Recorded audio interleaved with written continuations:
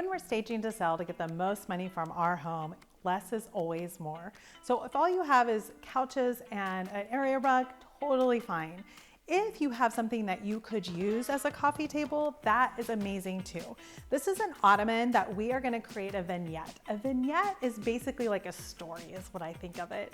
So it is a grouping of objects in order to bring someone into the space and feel more home, more cozy, more inspired. What we want is buyers to be inspired to want to live in this space. What we are going to use is a tray. This tray, if you notice, is just a regular tray. It can be yucky on the other side. It doesn't really matter. Look, we paid a whole 30 bucks at Home Goods for this. So we are going to use a tray. What you're going to notice is size. Do you see how nice and big it is? It's taking up that space. If it was a lot smaller, it wouldn't do as much for it. These are sofa table books. A lot of times garage sales, the libraries have book sales. That's a great place to pick up things. I use these under lamps to lift lamps. I use these for vignettes. Yeah, you could use books for a lot. And here's another dollar saving tip is if you go to garage sales and you just can't find the books that you're interested in showcasing, paint them. You can paint them any color. You can paint them black, white, beige. That will go with any decor. And Kelly's a little young, but you can also use paper. When we were kids, we would use craft paper. Yeah, or you'd use the grocery paper store bags.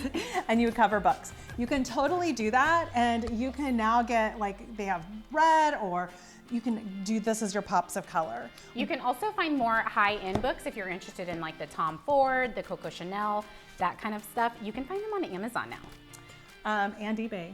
Yeah. So eBay, you can get them super cheap. I'm a big Marilyn Monroe fan, so you'll see me have lots of Marilyn books. So a lot of times I will leave the vignette and I like to open them so people are using them. Like, look how fun this is. You have a fun face, right? Like, you want people to reflect the emotion you want them to feel in your home. So make sure you're picking, how do you want them to feel? And it's also a little bit of a memorial for people to remember when they leave your house. Oh, it was the house with the Marilyn book.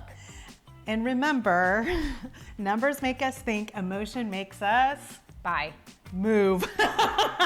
So anytime you can create emotion, you can inspire, you can move people with emotion. Get it? Motion, E. Got it. We're also going to add some height to this. Yes, and color.